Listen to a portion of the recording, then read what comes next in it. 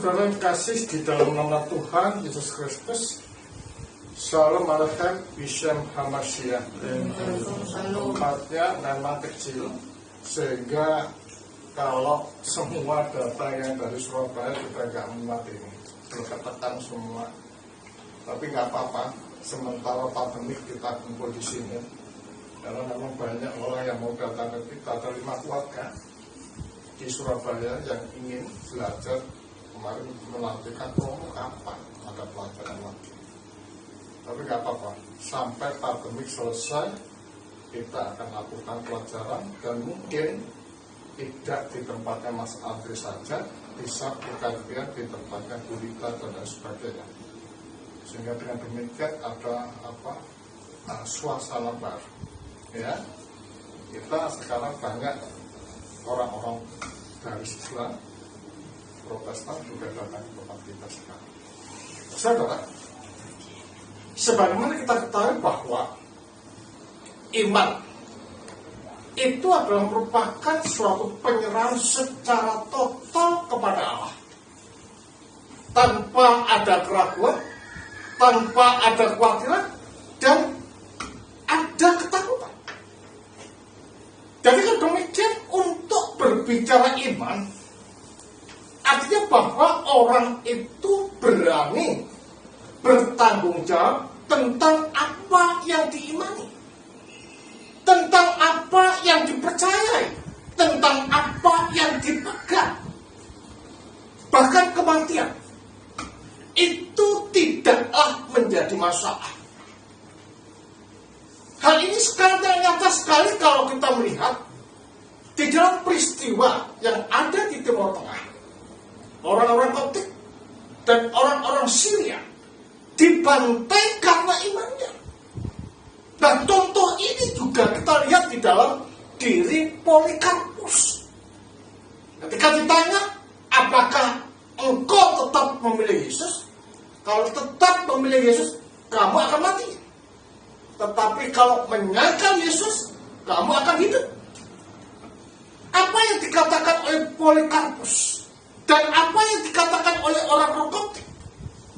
Polikarpus mengatakan, selama 86 tahun aku melayani Yesus, tidak sedikit pun dan tidak pernah dia mengecewakan aku.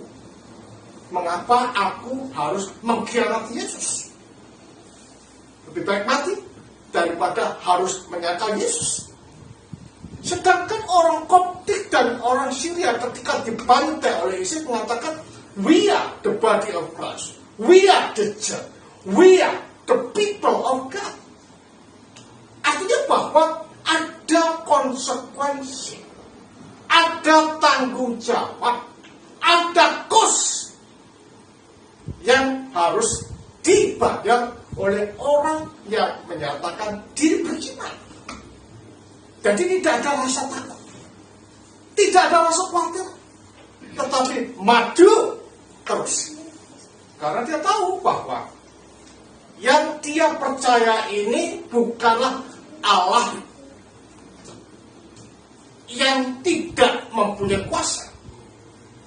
Dan dia percaya ini bukan Allah yang lemah, tetapi Allah yang adalah benteng dan kekuatan hidup manusia. Di dalam bacaan kita saat ini, yaitu di dalam Matius 8 ayat 5 sampai 13 dikatakan, mereka ketika Yesus masuk ke Kapernaum, datanglah seorang perwira mendapatkan dia dan memohon kepadanya. Apa yang dimohon? Minta supaya Yesus menyembuhkan pembantunya. Yesus mengatakan apa? Aku akan datang ke rumahmu. Gak usah Yesus, gak usah datang ke rumahmu. Aku sendiri adalah seorang bawahan. Ketika atasanku mengatakan pergi, aku pergi. Demikian juga aku juga mempunyai seorang bawahan. Ketika aku mengatakan kerjakan kepada bawahanku, dia akan mengerjakan. Karena itulah perintahkan aku untuk pulang. Saya yakin bahwa hamba akan sembuh. Ini adalah merupakan ungkapan iman yang dia tunjukkan kepada Yesus. Dari sini kita dapat melihat bahwa iman itu ada tanggung jawab. Iman itu merupakan suatu pondasi di mana manusia itu menemukan harapan, di mana manusia itu menemukan keselamatan, di mana manusia itu memerlukan pertolongan dari Allah yang hidup itu. Nah, akhirnya apa? Hambanya sembuh. Apa yang dikatakan tidak pernah kudapatkan di antara orang Israel yang mempunyai iman sebiji sesawi. Artinya apa? Artinya iman ini adalah merupakan suatu dasi. Nah, iman inilah yang menjadikan seseorang ini berubah, baik dalam perilaku, baik dalam sikap, baik dalam pemikiran, baik di dalam kehendak. Perilakunya bagaimana? Perilakunya yang mencerminkan Kristus. Kata-katanya apa? Kata-katanya lemah lembut dan menjadikan orang yang mendengar segala perkataan yang orang itu lakukan karena roh akan menjadikan rahmat bagi orang yang mendengar. Kehendaknya apa? Kehendaknya ini mencermini manusia untuk datang pada Allah, dan lakunya itu seperti sumur yang menerangi orang yang hidup di dalam kegelapan.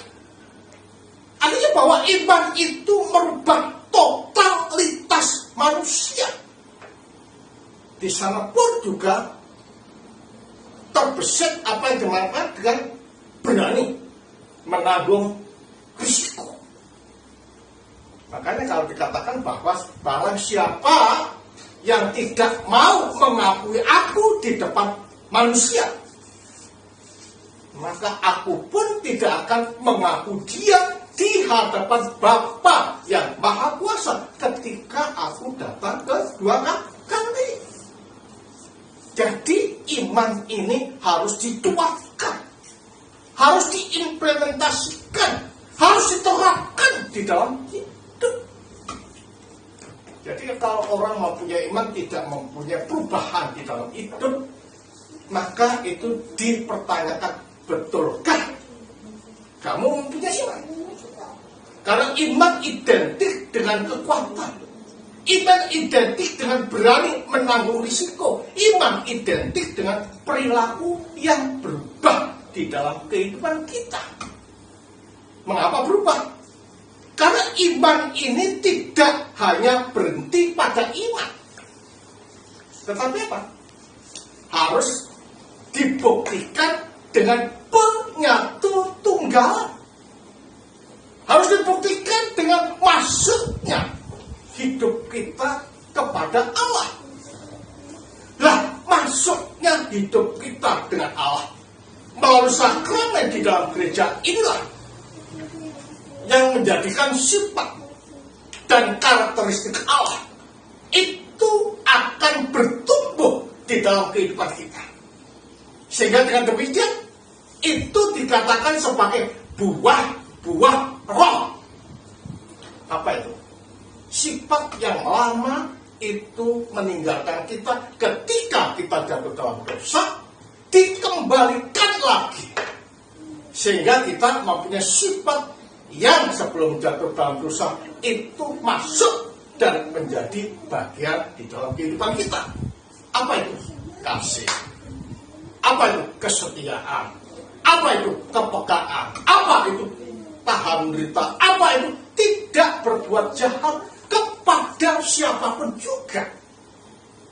Artinya bahwa kehidupan kita ini adalah kehidupan yang berbeda Karena kalau dikatakan di dalam Roma tadi, ya, kita lihat di dalam Roma 6, ya, Pak, kita lihat di dalam Roma 6 dikatakan, kamu telah dimerdekakan dari dosa dan menjadi hamba kebenaran. Apa yang menjadi kita berubah? Adalah iman, adalah keyakinan, adalah masuknya kita di dalam kehidupan Kristus itu sendiri. Sehingga kita bukan menjadi hamba dosa, tetapi kita hamba kebenaran karena kita dimerdekakan melalui sakramen di dalam gereja. Sehingga apa? Sehingga kehidupan kita ini bukan kehidupan lama lagi, tetapi kehidupan kita adalah kehidupan baru, kehidupan yang mencerminkan Kristus. Makanya kehidupan orang Kristen ini adalah kehidupan yang masuk di dalam visi Allah. Apa visi Allah? Apakah hanya berpikir tentang Allah? Bukan. Tetapi visi Allah ini dimengerti oleh Lowski adalah bertatap muka dengan Allah. Nah, bertatap muka dengan Allah ini tidaklah bisa dimengerti dengan otak kita, tidaklah bisa dimengerti oleh pemahaman kita, karena berbicara tentang visi Allah itu adalah beyond everything, melebihi segala sesuatu. Dan ini hanya bisa dimengerti dengan kontemplasi, dimengerti hanya dengan perenungan tentang Allah itu. Ya, kalau orang itu merenung tentang Allah, artinya bahwa orang ini berusaha untuk meninggalkan perbuatan-perbuatan lama, pertikaian, keserakahan, kejahatan, kemarahan, egois, dan lain sebagainya. Itu ditinggalkan, tetapi masuk di dalam Allah karena untuk merenungkan Allah dan visi Allah itu hanya bisa dilakukan hanya melalui kebersihan hati, hanya melalui ketulusan hati, hanya melalui kejernihan pikiran. Without that, impossible we can have the vision of God. Tidak mungkin. Jadi visi ini bisa diketahui hanya melalui perenungan. Maka dikatakan, aku mengatakan hal ini secara manusia. Karena kelemahan kamu, sebab sama seperti kamu telah menyerahkan anggota tubuhmu menjadi hamba-hamba dan kedurhakaan, yang membawa kamu kepada kedurhakaan. Demikian halnya kamu sekarang harus menyerahkan anggota tubuhmu menjadi hamba kebenaran yang membawa kamu kepada pengudusan. Kalau kita pada waktu kita tidak mempunyai iman dan belum diperbaharui, kita hidup dalam perhambaan, perbudakan yang menuju pada kesesatan dan kehancuran hidup kita. Tetapi setelah kita percaya dengan Allah, menyatu melalui sakramen yang ada di dalam gereja, maka kita akan menjadi hamba kebenaran. Pikiran kita adalah pikiran Allah, hati kita adalah hati Allah, tindakan kita adalah tindakan Allah, kata-kata kita adalah kata-kata Allah. Sehingga dengan demikian, kata-kata yang kita ungkapkan ini menjadi berkat bagi orang yang mendengarkan. Pikiran yang kita cuatkan ini menjadi solusi bagi orang yang mempunyai masalah. Langkah kita ini menjadi terang bagi orang yang hidup di dalam kegelapan. Kenapa? Karena kita adalah hamba kebenaran. Langkah-langkah kita bak perang yang mengubah semua kegelapan yang ada di sekitar kita. Dengan demikian jelas bahwa kehidupan orang percaya ini adalah kehidupan yang membawa berkat, kehidupan yang membawa Kristus. Bukankah kita tahu ketika kita dibaptis, dikatakan di dalam Galatia 3 ayat 27, kita mengenakan Kristus atau berjubahkan Kristus. Artinya apa? Artinya yang nampak di dalam kehidupan kita bukan kita, tetapi Kristus yang ada di dalam hidup kita. Bukankah ini juga yang dilakukan oleh Paulus? Hidupku bukan aku lagi, tetapi Kristus yang ada di dalam aku. Artinya apa? Artinya kehidupan kita ini yang lama kita tinggalkan, tetapi kita hidup seperti Kristus, dan ini sesuai dengan pernyataan apa yang dikatakan oleh Musa di dalam kitabnya, bahwa manusia itu adalah image of the image, gambar dari sang gambar. Artinya apa? Merefleksikan Allah, baik kata-kata kita, baik sikap kita, baik pikiran kita, baik hati kita.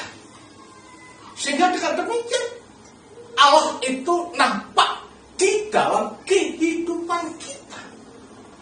Saudara, dari hal ini kita dapat melihat bahwa iman itu perlu.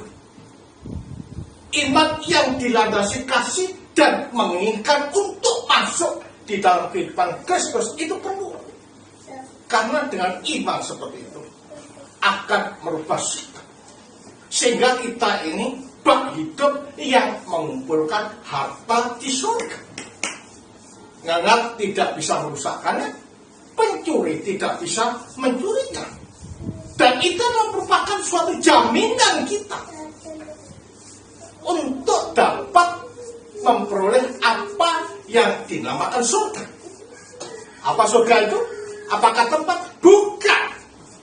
Surga tidak menunjuk pada tempat, tetapi surga itu adalah menunjuk pada penyatu tunggalan kita dengan Kristus. Nah, untuk menyatu tunggal dengan Kristus melalui apa? Melalui budi baik. Budi yang baiknya bahkan budi baik yang terilhami oleh Allah. Sehingga sikap-sikap kita ini oleh Roh adalah sikap yang mengilahikan, pikiran yang mengilahikan, langkah yang mengilahikan. Dan itu bisa kita peroleh hanya melalui kontemplasi, mendekat dengan Allah, merupakan Allah terus menerus di dalam kehidupan kita melalui apa? Doa dan puja Yesus. Karena itu lakukan di dalam kehidupan kita, supaya kita ini dapat kembali kepada pangkuan Allah. Karena kemuliaan itu hilang ketika kita jatuh di dalam dosa, tetapi sekarang melalui gereja dan dalam sakramen itu dikembalikan kepada kita. Sebagai suatu prinsip, saudara, terus hidup suci, ya, mempunyai iman yang teguh seperti seorang perwira, sehingga dengan demikian kehidupan kita ini makin lama makin disucikan, diubah dan diperbarui sebagaimana Kristus ingin manusia tetap baru dan hidup bersama-sama Kristus untuk mencapai apa yang dinamakan dengan Theos. Kemudian Sang Putra serta Sang Kudus. Amin.